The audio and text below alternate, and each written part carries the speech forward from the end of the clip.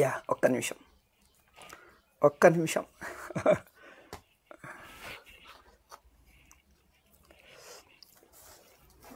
అమ్మయ్యా.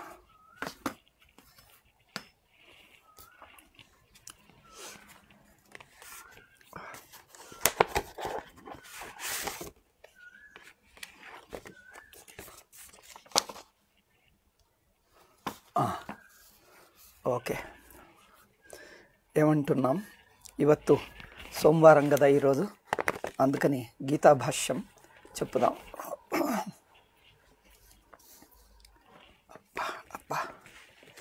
శ్రేయాంసి బహు విఘ్నాని అన్నారు.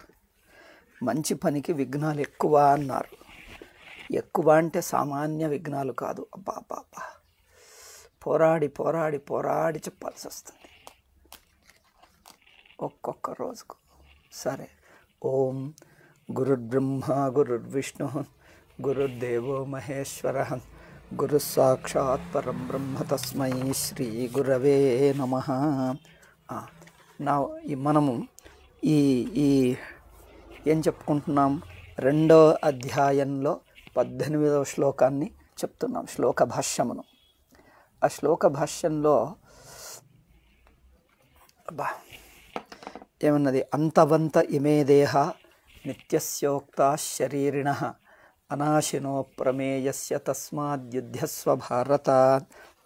ఈ శ్లోకం పైన అంతవంత ఇమేదో దేహా అనేది అయింది. అంటే ఈ దేహాలు ఆత్మకు అంతవంతాలు, అంటే ఈ దేహాలు అంతం కలవి.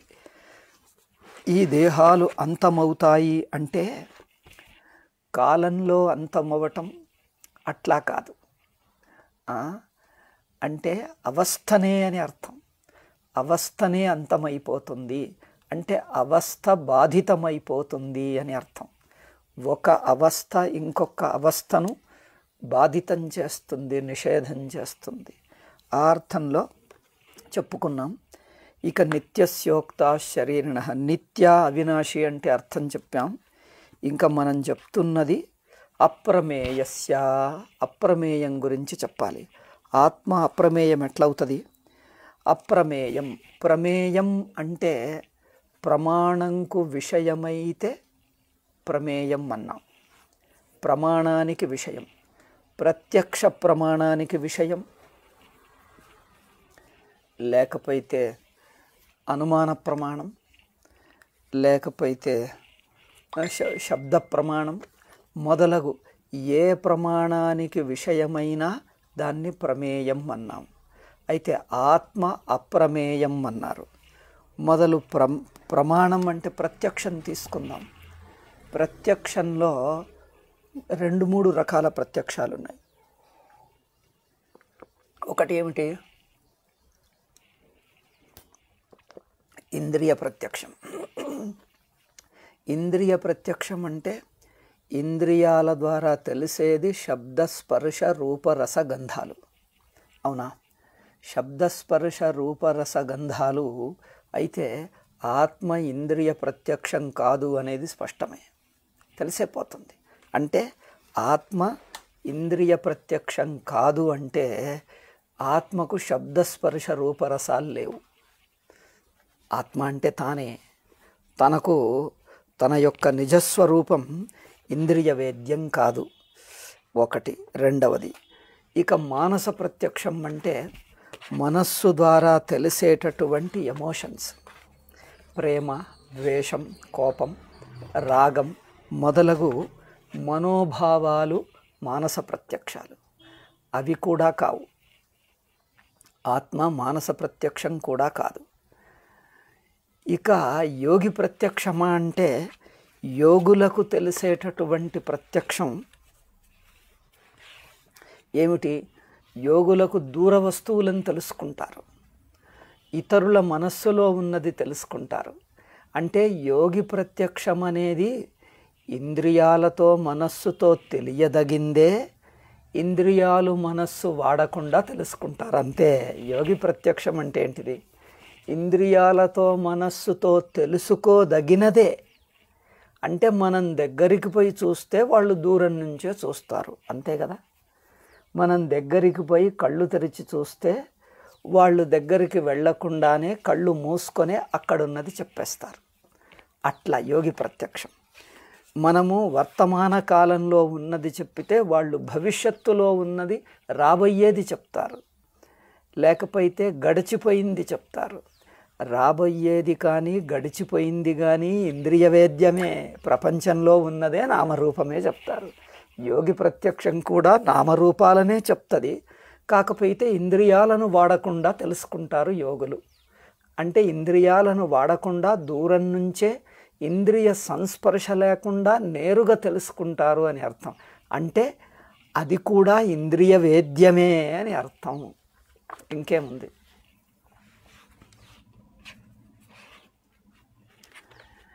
లేకపోతే యోగులకు కలిగేటటువంటి భక్తులకు కలిగే దివ్య దర్శనాలు ఉంటాయి. దివ్య దర్శనాలంటే దేవతలు, ఆది దైవికంగా ఉండే దేవతా దర్శనం. అది కూడా దేవతా దర్శనమన్నా మళ్ళీ దానికి నామరూపమే ఉంటుంది కదా, ఏదో ఒక రంగులు రూపాలు దివ్యంగా ఉంటాయి కనుక అది కూడా ఇంద్రియ వేద్యం కాగలిగిందే. ఇప్పుడు దేవతా దర్శనం అంటే విష్ణువు కానీ శివుడు కానీ లలితామ్మ కానీ దర్శనమైతే నువ్వు వైకుంఠంకు పోయాక ప్రత్యక్షంగానే దర్శనమవుతుంది. ప్రత్యక్షంగా కాగలిగిన దాన్నే వాళ్ళు ఇక్కడి నుంచే మనస్సుతో తెలుసుకుంటారు, అంతే కదా. యోగులు ప్రత్యక్షంగా దర్శనం, వైకుంఠంకు పోతే ప్రత్యక్షంగా తెలుసుకోదగిన దాన్ని ఇక్కడ తెలుసుకుంటారు. అయితే ఆత్మ అట్లా ఇప్పుడన్నా వైకుంఠంలోనన్నా ప్రత్యక్షమయ్యేదా? కాదు. ఆత్మ ఇప్పుడు కాదు, ఇంకొకప్పుడు కాదు, ఎప్పుడైనా కానీ ప్రత్యక్షంగా అయ్యే అవకాశమే లేదు. అంటే ఆత్మకు నామరూపాలు లేవు, అంతే కదా. దేశకాలాలకు అతీతమై చైతన్య స్వరూపమైన ఆత్మ ఏ ప్రమాణానికి ప్రమేయమవుతుంది? ప్రత్యక్షానికి కాదు, ఇంద్రియాలకు కాదు, మనస్సు. అంటే ఇప్పుడు ప్రత్యక్ష ప్రమాణం కాదన్నాం, ఇక అనుమాన ప్రమాణం అవుతుందా? కాదు. ఎందుకంటే ప్రత్యక్షంతో తెలుసుకోదగిందాన్నే అనుమానంతో తెలుసుకోవటానికి ప్రయత్నిస్తాం. అంటే ఏదో ఒక రకంగా కొంత భాగమైన ప్రత్యక్షంతో తెలియాల్సిందే. కొంత కూడా ప్రత్యక్షంగా తెలియని దాన్ని అనుమానంతో ఎట్లా తెలుసుకుంటాం? అది వీలుపడదు. ఇక శృతి ప్రమాణంతో, శృతి అంటే ఏం చేస్తుంది? శబ్దం, వాక్యం. వాక్యం ఏం చెప్తుంది? వాక్యం కూడా సంబంధాలనే బోధిస్తుంది. వాక్యం ఏం చేస్తుంది? సంసర్గం. అంటే రెండు పదాల, వాక్యంలో ఉండే పదాల యొక్క సంబంధాలను బోధించటమే, పదాల యొక్క సంబంధాలను బోధించటమే శాస్త్ర ప్రమాణం, అంతే కదా. పుస్తకం ఇక్కడ ఉన్నది, పుస్తకము ఇక్కడ అనేటువంటి రెండు, ఇక్కడ అనే దేశం, పుస్తకం అనే రూపం, ఈ రూపానికి దేశానికి సంబంధం చెప్పటమే వాక్యం. ఉన్నది అంటే ఇప్పుడు, ఉండే అంటే భూతకాలంలో. అంటే పుస్తకము ఇక్కడ, పుస్తకం అనేది రూపం, ఇక్కడ అనేది దేశం. అది ఇప్పుడున్నదా, ఇక ముందు రాబోతున్నదా, గతంలో ఉన్నదా అనే భూతకాల సంబంధం చెప్తున్నది. ఉన్నది అనేది కాల సంబంధం చెప్తున్నది. ఉన్నది అనేది కాల సంబంధం, ఇక్కడ అనేది దేశ సంబంధం.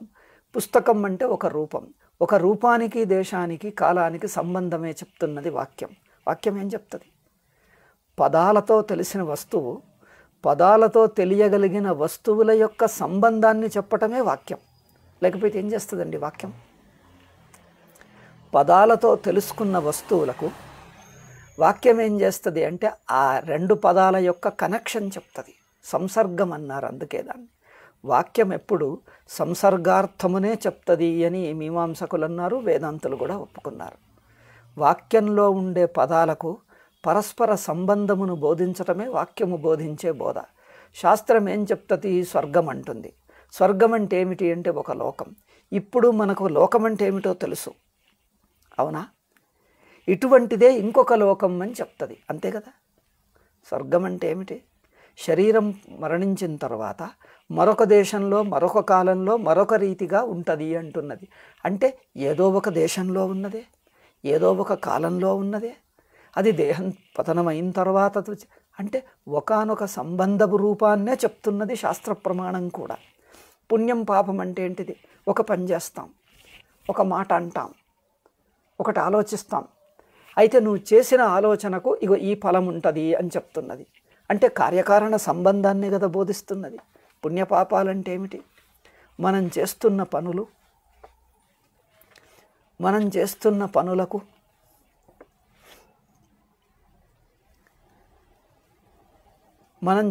పనులకు తరువాత రాబోయే ఫలితానికి కనెక్షన్ చెప్పటమే పుణ్యపాపాలు. పుణ్యపాపం అంటే ఏమిటి? ఒక పని ఉంది, శారీరక పని, మానసిక పని, వాచిక పని. శారీరక, వాచిక, మానసిక పనులకు ఈ ఫలం ఉంటుంది అని ఒక ఫల సంబంధాన్ని బోధిస్తున్నది అంతే. అదే కదా శాస్త్రం చెప్పేది. లేక స్వర్గ నరకాలనే లోకాలున్నాయి, పునర్జన్మ ఉన్నది. ఈ శరీరం పోయిన తర్వాత నీకు ఇంకొక శరీరం వస్తుందయ్యా. ఈ శరీరం పోవటం మరొకటి రావటం అంతేగాని శరీరము శాశ్వతంగా ఏం పోదు. పోయితే ఇంకొకటి వస్తుంది. అంటే ఒక శరీర సంబంధమును వదిలి మరొక శరీర సంబంధాన్నే బోధిస్తున్నది అంతే కదా. అంటే శాస్త్రవాక్యాలు కూడా నామరూపాల గురించే చెప్తున్నాయి. వాటికి ఉన్న సంబంధాలను దేశ సంబంధం, కాల సంబంధం ఇదే చెప్తున్నది. మరి శాస్త్ర ప్రమాణం కూడా ఆత్మను తెలపగలదా? చూడండి, ఇప్పుడు మనము ప్రమాణంతో తెలియగలిగిందా ఆత్మ? అది ప్రశ్న. అప్రమేయం అంటే ప్రమాణంతో తెలియదు. పూర్వపక్షం ఏమన్నాడు? ప్రత్యక్షాది ప్రమాణై పరిచ్ఛేద్యస్య అపరిచ్ఛేద్యస్య. పూర్వపక్షం ఏమంటున్నాడంటే అదేమిటండి, ఆగమంతో తెలుస్తున్నది కదా, వేదశాస్త్రంతో తెలుస్తున్నది ఆత్మ ఉన్నదని, ప్రత్యక్షాదుల చేత మొదలే తెలుస్తున్నది అంటాడు. ప్రత్యక్షాది ప్రమాణం చేత మొదలే తెలుస్తున్నది, తర్వాత శాస్త్రం కూడా తెలుపుతున్నది కదా, మరి అప్రమేయం అంటారేమిటి? అయితే ఇప్పుడు చూడండి, అప్రమేయమా లేక ప్రమాణగమ్యమా, ప్రమాణవేద్యమా? అప్రమేయమా ప్రమాణవేద్యమా? పూర్వపక్ష అంటాడు ప్రమాణవేద్యమే అంటాడు. ఎందుకు? ప్రత్యక్షంగా తెలుస్తున్నది కదండి. ప్రత్యక్షంగా ఎట్లా తెలిసింది? ఆత్మ అంటే ఎవరు? నామరూపాలు కలిగింది కాదు, అన్నిటినీ తెలుసుకుంటున్న చైతన్యం. నామరూపాలను కూడా వెలిగిస్తూ ఉన్నది. మొత్తం దేశమును, కాలమును, నామరూపాలను, దేహము, ఇంద్రియాలు, మనస్సు అన్నిటినీ అన్నిటినీ తెలుసుకుంటున్నటువంటి చైతన్యం ఉందే, చైతన్యము ఇంద్రియాలకు విషయం అవుతుందా? ఇంద్రియాల వెనక ఉండి ఇంద్రియాలను ఉపయోగించి తెలుసుకుంటుందా? చూడండి, ఇంద్రియాలు పనిచేస్తున్నదే ఆత్మ చైతన్యం వలన. ఇంద్రియాలు తెలుసుకుంటున్నాయంటే ఇంద్రియాల్లో చైతన్యం ఉన్నదే, ఇంద్రియాలలో ఉన్న చైతన్యం వలన తెలుస్తున్నది. అంటే చైతన్యమే తెలుసుకుంటుంది కానీ చైతన్యమును ఎవరు విషయీకరించరు. ఇంద్రియాలకు విషయం కాదది, అనుమానంకు కాదు, శబ్ద ప్రమాణంకు కాదు. మరి ఎట్లా? ఏ ప్రమాణంకు విషయం కాదు. అందుకే అన్నారు, పూర్వపక్షం ఏమంటాడు? ప్రత్యక్షంతో తెలుస్తుంది అంటున్నాడు. ఎట్లా? చూడు, నేను అనే బుద్ధి ఉన్నది. నేను, పూర్వపక్షం ఏమంటాడు? నేను. సిద్ధాంతి ఏమంటున్నాడు? న స్వతసిద్ధత్వాత్. ఆత్మ స్వతసిద్ధమే కానీ ప్రమాణ సిద్ధం కాదు. ప్రమాణాలను ఉపయోగించటానికి ముందే ఆత్మ ఉన్నది. ఆత్మ ఉన్నది గనుకనే ప్రమాణాలను ఉపయోగిస్తుంది కానీ ప్రమాణాలను ఉపయోగించిన తర్వాత తెలుసుకుంటామా?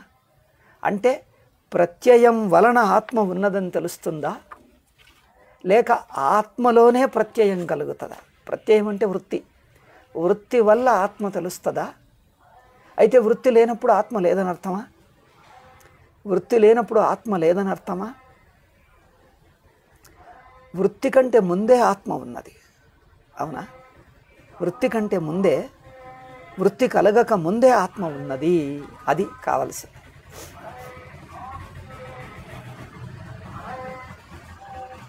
ఆత్మను స్వతసిద్ధత్వాత్ అన్నాడు. పూర్వపక్షం ఏమంటాడు? ప్రత్యక్షంతో తెలుస్తుంది కదా. అంటే ఎట్లా? ఇప్పుడు మీమాంసకులు, నైయాయికులు ఏమన్నారు? నేను అనే అహం ప్రత్యయం మనకు కలుగుతున్నదే, నేను అనే ప్రత్యయం కలుగుతుందా లేదా మనకు? అవును, కలుగుతున్నది. నేను అనే ప్రత్యయం కలుగుతున్నది. నేను అనే ప్రత్యయం ద్వారా ఆత్మ తెలుస్తున్నది కదా అంటాడు.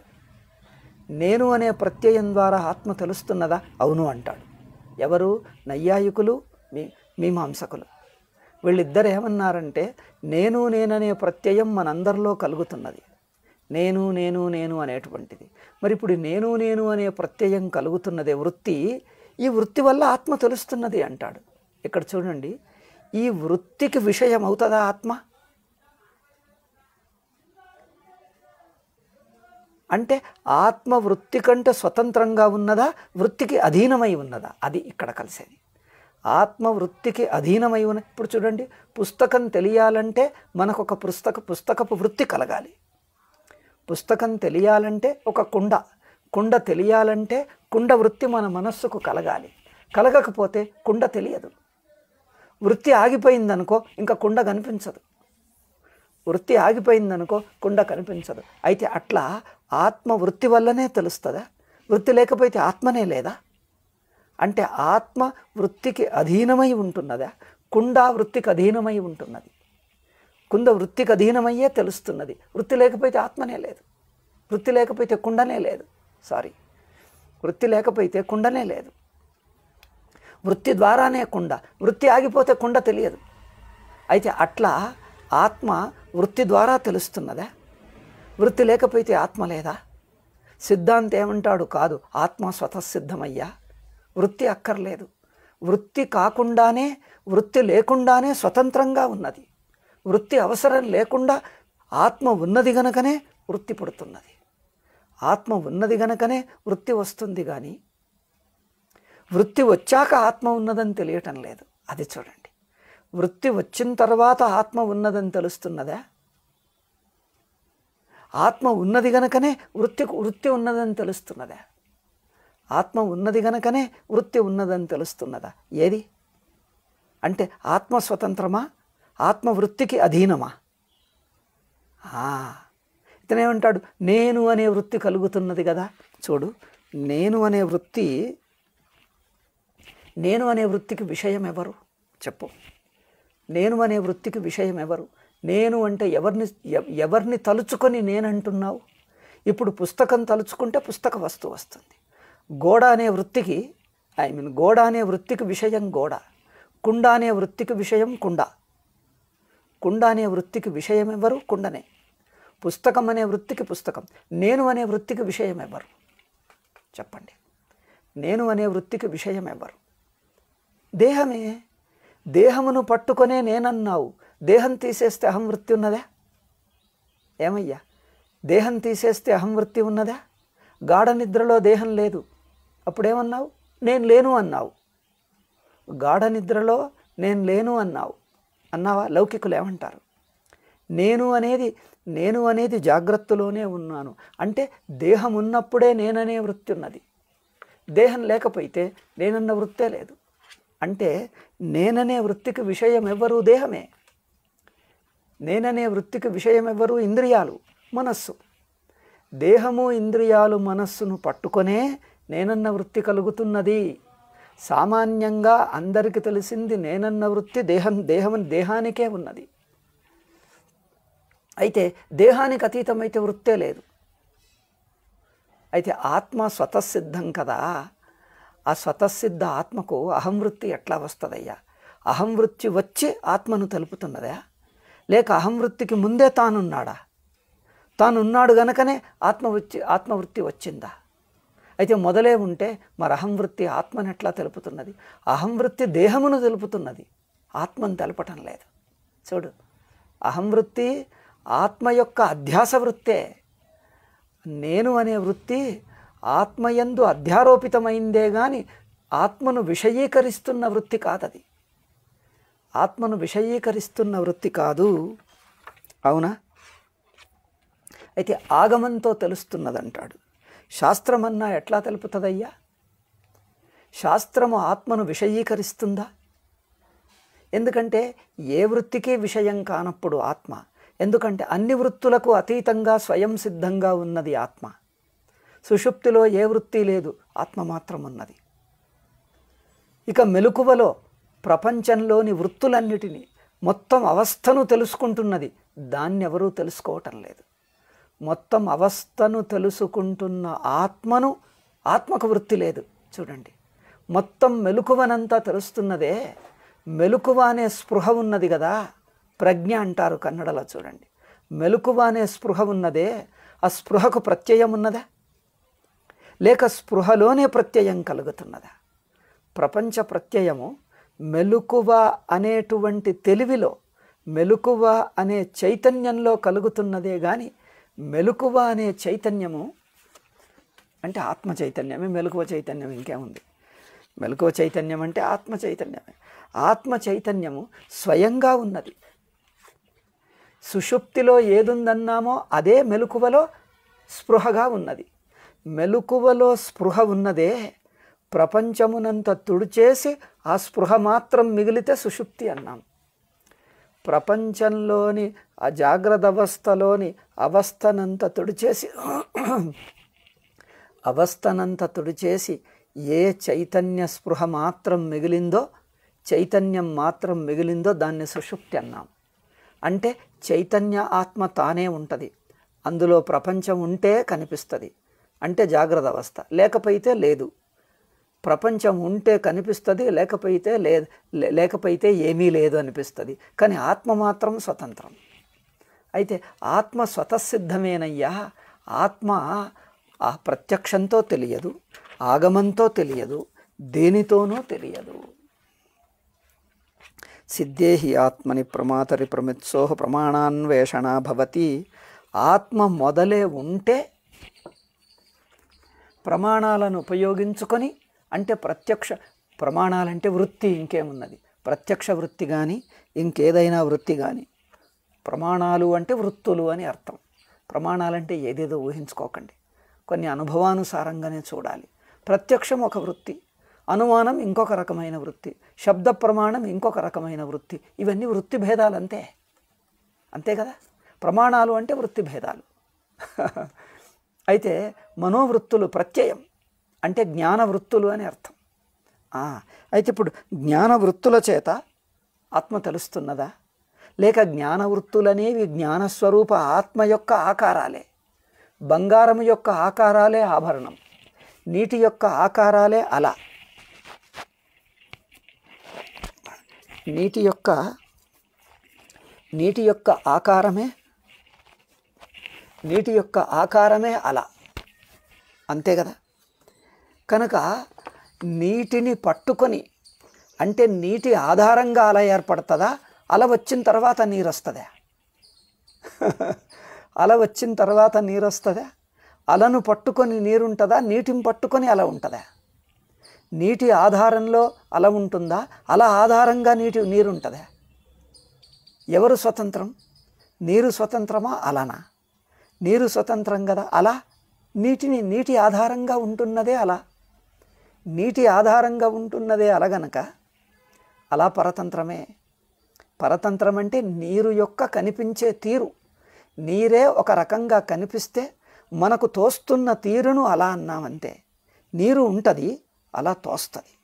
అదే నీరు మనకు తోస్తున్న తీరును తోరువ బగే, కన్నడలో అంటారే తోరువ బగే, మనకు తోస్తున్న తీరును అలా అన్నామంతే. మనకు తోస్తున్న తీరు ఎవరు? నీరే. అంటే మనకు తోచకపోతే నీరు లేదా? నీరుంటుంది తాను. ఉండేది నీరు, తోస్తున్న తీరును అలా అన్నాం. అట్లాగే ప్రత్యయం అనేది బాహ్య విషయాలను తెలుపుతుంది. అంటే తోస్తున్న తీరే నామరూప ప్రపంచం. ఆత్మకు తోస్తున్న తీరు లేదు, ఉండటమే ఆత్మ. ఆత్మ తోస్తుందా, ఉంటుందా? తోస్తుంది అంటే ప్రత్యయ విషయం, ఉంటుంది అంటే ప్రత్యయకు విషయం కాదు, స్వతసిద్ధం. ఉండేది స్వతసిద్ధం, తోచేది ప్రత్యయ విషయం. ఆత్మ ఉంటుందా, తోస్తుందా? ఉంటుంది. తోచేదంతా అనాత్మ. అంటే ఆత్మలో కనిపించే తీరు, ఆత్మ యందు కనిపిస్తుంది నానా రూపాలు, అలా ఆకారాలు, ఆభరణాలు, ఇవన్నీ తోస్తాయి. బంగారం ఉంటుంది. అట్లాగే ఆత్మ స్వతసిద్ధం కనుక స్వతసిద్ధ ఆత్మనే సిద్ధేహి ఆత్మని ప్రమాతరి. ఆత్మ ఉంటుంది మొదలు స్వయంగా. అదే వ్యవహారిక దృష్ట్యా ప్రమాత అనబడుతుంది. ప్రమాతృత్వమును ఎవరు ప్రమాణంతో నిశ్చయం చెయ్యరు. అంటే స్వతసిద్ధ సాక్షే వ్యవహారిక దృష్ట్యా ప్రమాత అవుతుంది. అంటే ప్రమేయ సంబంధంలో ప్రమాత అవుతుంది, ప్రమేయపు సంబంధంలో ప్రమాత అవుతుంది. కానీ తాను సాక్షిగా ఉంటుంది. అంటే ప్రమేయ సంబంధం లేకుండా తానుగా ఉంటే సాక్షి, ప్రమేయ సంబంధం ఉంటే ప్రమాత. అంతే. అంటే మరొక విషయమును తెలుసుకోబోతే ప్రమాత అని పేరు పెడతాం, విషయమే లేకుండా తానుగా ఉంటే సాక్షి అంటాం. అయితే ఇప్పుడు ఇక్కడ సాక్షి ఏమంటున్నారు ఇక్కడ భాష్యంలో చూడండి. సిద్ధేహి ఆత్మని, ఆత్మ ఉంటే కదా అంటే సాక్షి. సాక్షి స్వయం ప్రకాశం స్వయం సిద్ధం అయితే కదా అది ప్రమాత అయి ప్రమిత్సోహ ప్రమాణాన్వేషణ భవతి. ప్రమాత ఉంటే కదా అంటే వ్యావహారిక దృష్ట్యా ప్రమాత. వ్యావహారికంగా ప్రమాత అంటే తెలుసుకోవటం ఎవరికి జ్ఞానం కలుగుతుందో అది ప్రమాత. జ్ఞానానికి ఆధారం జ్ఞాతను ప్రమాత అన్నాం. అయితే సిద్ధేహి ఆత్మని ప్రమాతరి, ఆత్మ స్వతసిద్ధంగా ఉండి అది ప్రమాతగా తోస్తున్నప్పుడు ఆ ప్రమాత తెలుసుకోవాలన్న జిజ్ఞాసతో ప్రమేయమును తెలుసుకుంటాడు. అంటే ప్రమేయ సంబంధం ప్రమాతకు కలుగుతుంది. అయితే ప్రమాత తెలుసుకునేదంతా ప్రమేయమే, ప్రమాత తెలుసుకునేదంతా ప్రమేయమే. కానీ ప్రమాత తనను తాను తెలుసుకోడు, సాక్షిగాని తెలుసుకోడు. ప్రమాతను తెలుసుకోడు. ఎందుకంటే ప్రమాత యొక్క వృత్తి ప్రమేయమునే తెలుపుతుంది. ప్రమాత యొక్క వృత్తి అంటే ఇప్పుడు ద్రష్ట ఉన్నాడు, శ్రోత ఉన్నాడు. శ్రోత ఏం చెప్తుంది? శ్రోతనే తెలుసుకుంటాడా? ద్రష్టనే చూస్తాడా? చూడడు. ద్రష్ట రంగును చూస్తాడు, ఆకారాలను చూస్తాడు.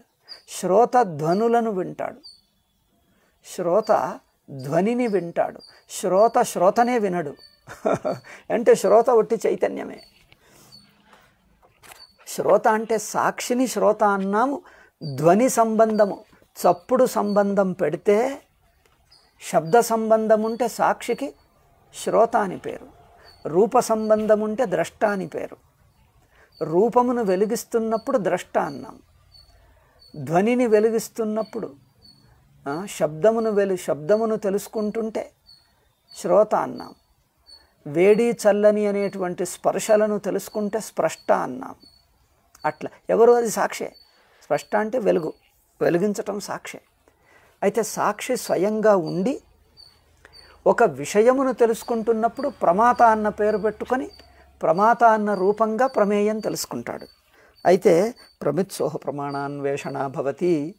అతనికి జిజ్ఞాస కలిగి జ్ఞాతకు ఈ తెలుసుకోవాలన్న జిజ్ఞాస పుట్టి జ్ఞేయం తెలుసుకుంటాడు. ద్రష్ట తెలుసుకోవాలన్న జిజ్ఞాస పుట్టి కన్ను ద్వారా రంగు తెలుసుకుంటాడు. అంటే కంటి యొక్క అభిమాని ద్రష్ట. కంటి యొక్క అభిమానం లేకుండా ఉంటే సాక్షి. కంటిని ఉపయోగించుకుంటే ద్రష్ట. చూచువాడు అని అర్థం. కంటిని ఉపయోగించుకుంటే ద్రష్ట లేక చూచువాడు. కంటిని వదిలి తానుగా ఉంటే సాక్షి. కంటిని వదిలి తానుగా ఉంటే సాక్షి, కంటిని ఉపయోగిస్తుంటే ద్రష్ట. తేడా తెలుస్తుందా? సుషుప్తిలో కంటిని వదిలి ఉన్నాడు, కంటిని ఉపయోగించటంలే, మనస్సును ఉపయోగించటంలే, బుద్ధిని ఉపయోగించటంలే. శ్రోత ద్రష్ట మంతా విజ్ఞాత ఏదీ లేదు, తానే ఉన్నాడు సాక్షి. తానుగా ఉంటే సాక్షి, కంటిని ఉపయోగిస్తే ద్రష్ట, మనస్సును ఉపయోగిస్తే మంత, బుద్ధిని ఉపయోగిస్తే విజ్ఞాత. నిశ్చిత జ్ఞానం కలిగితే విజ్ఞాత. కంటిని ఉపయోగిస్తే ద్రష్ట, చెవిని ఉపయోగిస్తే శ్రోత. చెవిని ఉపయోగించకుండా ఉండిపోతే సాక్షి. అక్కడ చెవి లేదు, కళ్ళు లేవు, మనస్సు లేదు, బుద్ధి లేదు. ఉన్నది తాను. అయితే తానుగా తన ఉనికి అది స్వతసిద్ధం, అప్రయత్నం. అక్కడ అంటే ప్రయత్నం లేదు, సంబంధం లేదు అని అర్థం. సంబంధం అంటే వృత్తి, వృత్తే సంబంధం. వృత్తి లేకుండా ఉన్నది, సంబంధం లేకుండా ఉంటే సాక్షి. సంబంధం అంటే వృత్తి, వృత్తి ఉంటే శ్రోత ద్రష్ట అవుతాడు. శ్రోత ద్రష్టకు ఏదో ఒక సంబంధం లేకుండా శ్రోత ఉండడు. రంగు కనిపించకుండా శ్రోత ఉండడు. ఏదో ఒక చప్పుడు వినిపించకుండా శ్రోత ఉండడు. రంగు కనిపించకుండా ద్రష్ట ఉండడు. రంగు కనిపించకుండా ఏదో ఒకటి చూడటానికి ప్రయత్నిస్తే ద్రష్ట అవుతాడు. కంటితో చూడటానికి ప్రయత్నించి ద్రష్ట అవుతాడు. చెవితో వినటానికి ప్రయత్నించి శ్రోత అవుతాడు. చెవిని కన్నును వదిలి ఉంటే సాక్షి అవుతాడు. అంటే వదిలి అంటే ఏమిటి? మొదలే ఉన్నాడని అర్థం. కన్ను ఉపయోగిస్తున్నా ఉన్నాడు, కన్ను ఉపయోగించక ముందు ఉన్నాడు. కన్ను ఉపయోగిస్తే ఆ కంటి ద్వారా పేరు పెట్టామంతే, కన్ను లేకున్నా ఉన్నాడు. కంటికి ముందే కన్నును ఉపయోగించకముందు, కంటిని ఉపయోగించక ముందున్నవాడు, కంటిని ఉపయోగించక ముందున్న చైతన్య ఆత్మ కంటిని ఉపయోగిస్తుంటే ఆ చైతన్య ఆత్మ మీద ఒక అధ్యారోపితంగా పేరు పెట్టి ద్రష్ట అన్నాం. ద్రష్ట అన్నది కంటి సంబంధమును అధ్యారోపణ చెయ్యటం, ఒక వృత్తిని అధ్యారోపణ చెయ్యటం అంతే. కంటిని అధ్యారోపణ చేసి ద్రష్ట అన్నాం. అధ్యారోపణ చెయ్యకుండా తానుగా ఉంటే అధ్యారోపం అంటే ఒక రూపం ఎత్తుకోవటం, ఒక నాటకంలో పాత్రలాగా. ఒక కన్నన్న పాత్రను ఎత్తుకుంటే, కన్నన్న పాత్రను తన మీద వేసుకుంటే ద్రష్ట అయ్యాడు. పాత్ర ధరించకపోతే నటుడిగా ఉంటాడు. పాత్ర ధరిస్తే, పాత్ర వేసుకుంటే పాత్ర అవుతాడు. పాత్ర వేసుకుంటే పాత్ర అవుతాడు. పాత్ర లేకుండా నటుడు తాను మాత్రంగా ఉంటాడు. అట్లాగే సాక్షి తానే ఉంటుంది. పాత్ర వేసుకోక ముందే ఉన్నది, కన్నును వేసుకోకుండా ముందే ఉన్నది. కన్ను వస్తే ఉండని, అయితే ఇంకొక పేరు వస్తుంది అంతే, ఒక రూపం వస్తుంది. కానీ తానేం కాదు, తాను అట్లాగే ఉంటుంది. ఒక రూపం వస్తుంది, ఒక ద్రష్ట శ్రోత అనే ఒక రూపం. అయితే ద్రష్ట శ్రోత అనే రూపంగా పాత్రను ధరించి, ద్రష్ట ధరించి రూపం చూస్తాడు. అంటే ద్రష్టారూపం అంతా ఒకేసారి ఉంటాయి, ఒకటి ముందు ఒకటి వెనక అని చెప్పరాదు. ద్రష్ట, రూపం, కన్ను అన్నీ ఒకటేసారి. అంటే కన్నును ధరించి ద్రష్ట అయి రూపం చూస్తాడు. ఈ మూడు ఒకేసారి అనుభవంలో ఒకేసారి ఉంటాయి, ఒకటి ముందు ఒకటి వెనక అని ఉండవు. ఊరికే మనం చెప్పుకోవటానికి అలా మూడు విడదీసి మాట్లాడుతున్నాం. ద్రష్ట, కన్ను, రూపం. ద్రష్ట, కన్ను, రూపం మూడని చెప్తూ ఉంటే అనుభవంలో ఒకటిగానే ఉంటాయి.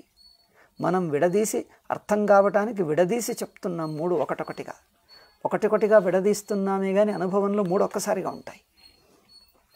అవునా? ప్రమిత్సోహ ప్రమాణాన్వేషణ భవతి నహి పూర్వం ఇత్తమహమ్మితి ఆత్మానం ప్రమాయ పశ్చాత్ ప్రమేయ పరిచ్ఛేదాయ ప్రవర్తతే.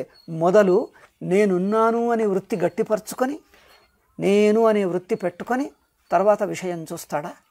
ఏమయ్యా, నేనున్నాను అని ఆత్మను ముందు వృత్తితో విషయీకరిస్తాడా? నేను ఉన్నాను అంటే సాక్షిని ఒక వృత్తితో తెలుసుకొని అప్పుడు విషయం తెలుసుకోవటానికి పోతాడా? లేక సాక్షి మొదలే ఉంటుందా? సాక్షికి వృత్తి పెట్టాడు, ఎందుకంటే వృత్తి కంటే ముందే ఉన్నది. చూడండి, వృత్తి కంటే ముందే ఉన్నది కనుక సాక్షి తానే ఉన్నది. నేను ఉన్నానా అని ఒకసారి తడిమి చూసుకొని ఇంకా ఉన్నానులే అని గట్టిపరుచుకొని ముందుకు వెళ్తాడా? అది ఇక్కడ ప్రశ్న వేస్తున్నాడు. ఏమిటి, నేనున్నానా అని చూసుకొని, తడిమి చూసుకొని, పరీక్షించి చూసుకొని అస్మి సరే ఉన్నాను అని అప్పుడు బయట ప్రపంచం తెలుసుకోవటానికి బయలుదేరతాడా? నేనున్నాననేది గట్టిపరుచుకోవాలా? ఏమండి, నేను ఉన్నాను అనేది తనను తాను పరీక్షించి తడిమి చూసుకొని గట్టిపరుచుకోవాలా? ధృవీకరించుకోవాలా? నేనున్నానా అని తనను తాను పరీక్షించి ధృవించుకోవాలని అవసరం లేదు. ఎందుకు? ఆత్మ ఎప్పుడూ ధృవీకృతమే. ఆత్మ స్వతః ధృవీకృతమైంది. ఆత్మస్వరూపమే స్వయంగా ధ్రువం. ధ్రువం అంటే నిశ్చితం. ఆత్మ స్వయంగానే నిశ్చితం. దాన్ని ఇంకా పరీక్షించి తడిమి నిశ్చయించటం అంటే వృత్తి అవుతుంది. వృత్తి ద్వారా గట్టిపరుచుకొని చేయాల్సిన అవసరం లేదు. వృత్తికి ముందే ఉన్నది, తానే స్వతసిద్ధం. అది స్వతసిద్ధం అంటే తడిమి చూసుకొని ఉన్నానని గట్టిపరుచుకొని అది చేయనక్కర్లే. దానికి ముందే ఆత్మ ఉన్నది. తాను ఉన్నాను గనుకనే ఆ తడిమి చూడాలన్నా దానికి ముందే తానున్నాడు.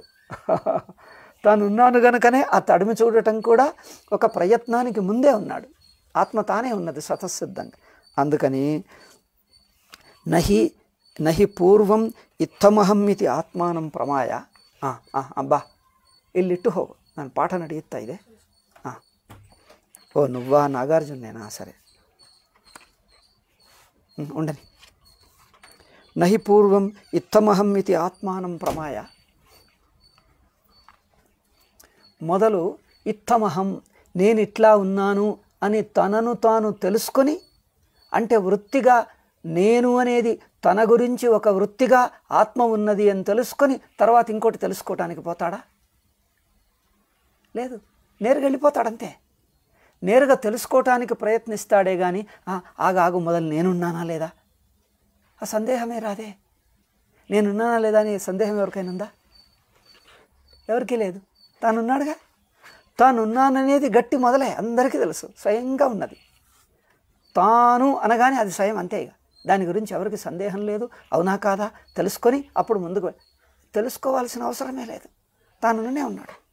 ఇట్లా నహి పూర్వమిత్తమహం ఇది ఆత్మానం ప్రమాయ, తనను తాను మొదలు తెలుసుకొని, అంటే వృత్తికి తెలుసుకొని, పశ్చాత్ ప్రమేయ పరిచ్ఛేదాయ ప్రవర్తతే, తర్వాత మొదలు తనను వృత్తితో తెలుసుకొని తర్వాత విషయాన్ని తెలుసుకోవటానికి ప్రయత్నిస్తాడా? నహి ఆత్మానామకస్యచిత్ అప్రసిద్ధో భవతి. ఆత్మ ఎప్పుడూ తెలియంది కాదు. చూడండి ఎంత బాగా చెప్పారు భాషకారులు. ఆత్మ అప్రసిద్ధం. ప్రసిద్ధం అంటే తెలిసింది, అప్రసిద్ధం అంటే తెలియంది. ఆత్మ ఎవరికి, ఆత్మస్ఫురణ లేనిది ఎవరికీ లేదు.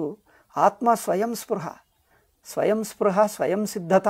ఆత్మ స్వయం సిద్ధము, ఆత్మస్ఫురణ, ఆత్మస్పృహ లేనిది ఎవరూ లేరు. లేని క్షణం ఎప్పుడూ లేదు. ఆత్మస్పృహ స్వయం స్పృహ లేనిది ఎప్పుడూ లేదు. ఎప్పుడూ స్వయమే, స్వయం సిద్ధమే.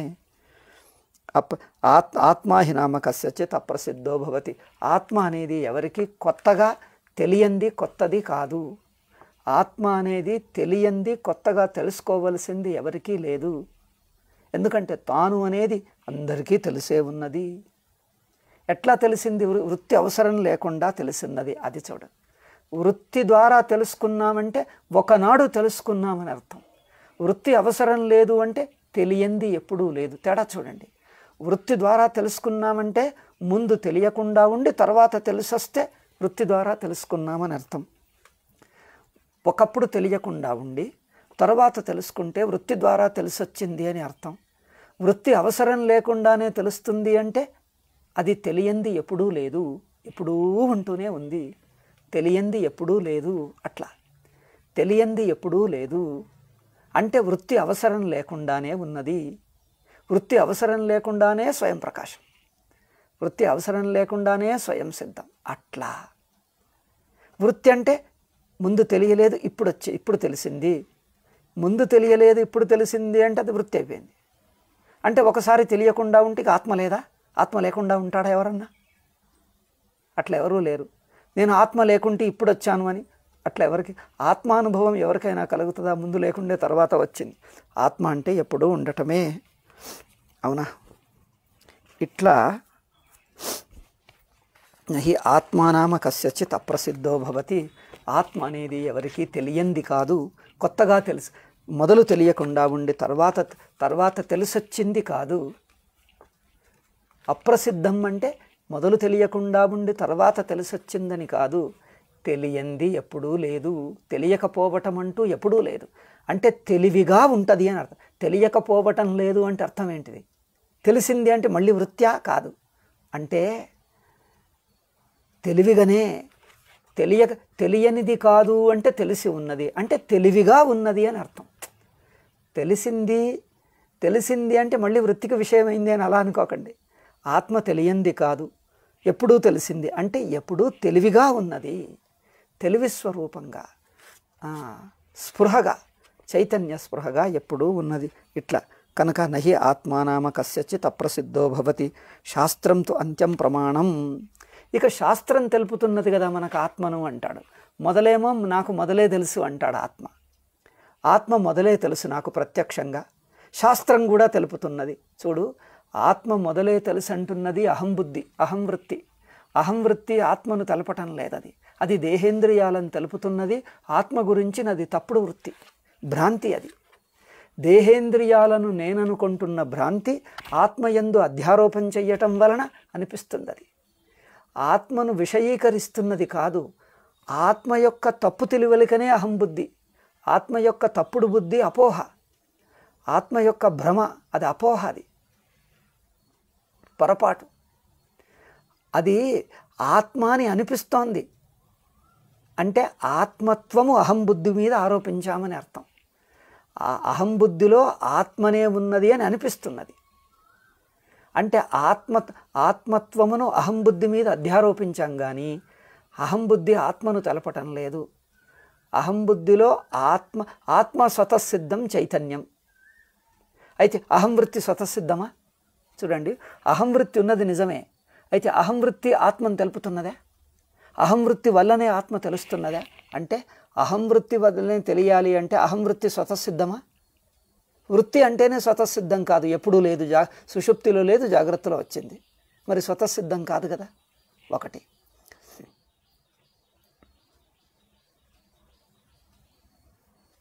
ఆత్మవృత్తి వచ్చిన తర్వాతే ఆత్మ తెలుస్తుందా? కాదది. ఆత్మ ఎట్లాగైతే స్వయం ప్రకాశమో అహంవృత్తి స్వయం ప్రకాశమా? కాదు. అయితే ఆత్మ యొక్క నేనే ఆత్మనన్న భ్రమ అహంవృత్తిలో ఏర్పడుతుంది. అహంవృత్తిలో ఆత్మత్వ బుద్ధి అధ్యారోపమైంది అక్కడ. అంటే అహంవృత్తి ఇతర విషయాలను తెలుసుకుంటున్నది గనక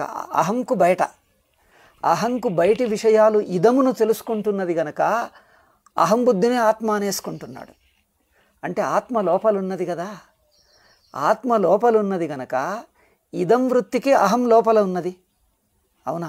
ఇదం వృత్తి బయట ఉన్నది, అహం వృత్తి లోపల ఉన్నది. నేను అనే వృత్తి లోపల ఉన్నది. అయితే అహం వృత్తి లోపలున్నది గనక ఆత్మ కూడా లోపలున్నది గనక అహం వృత్తినే ఆత్మ అనేసుకుంటున్నాడు. అహంవృత్తినే అంటే అహంవృత్తినే ఆత్మ అనే భ్రమ కలుగుతున్నది. అహంవృత్తే ఆత్మ అన్న భ్రమ ఎందుకు? అది లోపల ఉన్నది.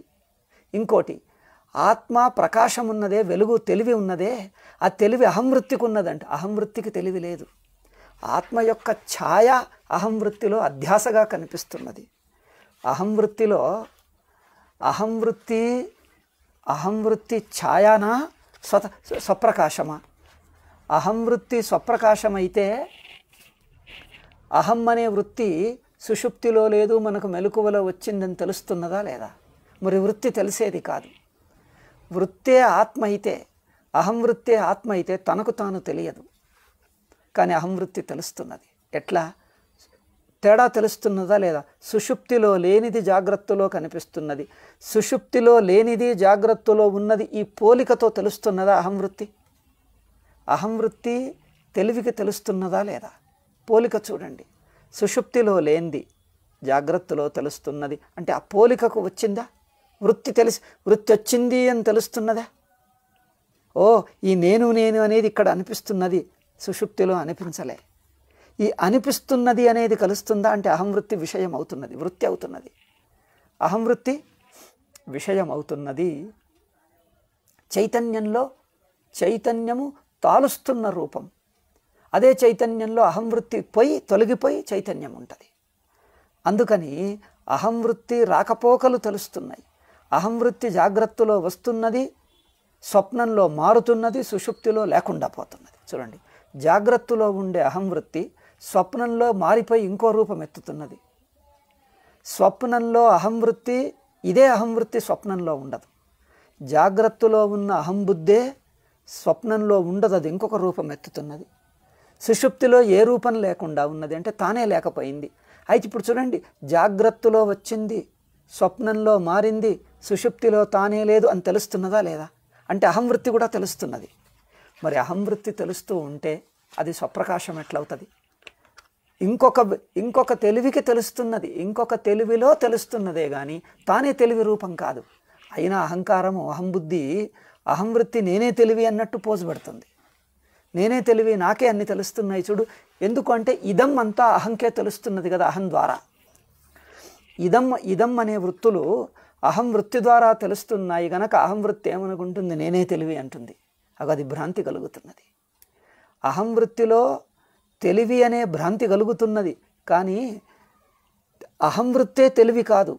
అహం వృత్తి తెలివిలో తోస్తున్నది, తెలివిలో మునిగిపోతుంది అహంవృత్తి. అహంవృత్తి స్వతంత్రం కాదు. ఇదం వృత్తిని పట్టుకొని అహంవృత్తి ఉంటుంది, అది స్వతంత్రం కాదు. సాక్షి స్వతంత్రం, తెలివి స్వతంత్రం, అహంవృత్తి స్వతంత్రం కాదు. అయినా అహంవృత్తి నేనే స్వతంత్రం అన్నట్టు నటిస్తుంది, అది భ్రాంతి. అహంవృత్తి తెలివి వలె అనిపిస్తుంది, నేనే తెలివి, నేనే సాక్షిని అన్నట్టు అనుకుంటుంది. కానీ నీకు సాక్షి లక్షణం లేదయ్యా ఎవరికి? అహంవృత్తికి. అహంవృత్తికి సాక్షి లక్షణం లేదు. సాక్షి స్వయం సిద్ధం, అహంవృత్తి స్వయం సిద్ధం కాదు. సాక్షి ఇంకొక దాన్ని ప్రకాశిస్తుంది, అది స్వయం ప్రకాశమే, దాన్ని ఎవరూ తెలుసుకోరాదు. కానీ అహంవృత్తిని తెలుసుకుంటాం. అహంవృత్తి తెలుస్తున్నది. అహంవృత్తి రాకపోక ఉన్నది, వస్తుంది పోతుంది, మునిగిపోతుంది లేస్తుంది, నిద్ర లేస్తుంది మునిగిపోతుంది నిద్రలో. అహంవృత్తి. సాక్షి అట్లా మునగదు, తేలదు. సాక్షి ఎప్పుడూ ఉంటుంది. అయితే నేను ఎప్పుడు ఉంటాను అని అహంవృత్తికి ఒక భ్రమ. అది ఎందుకు?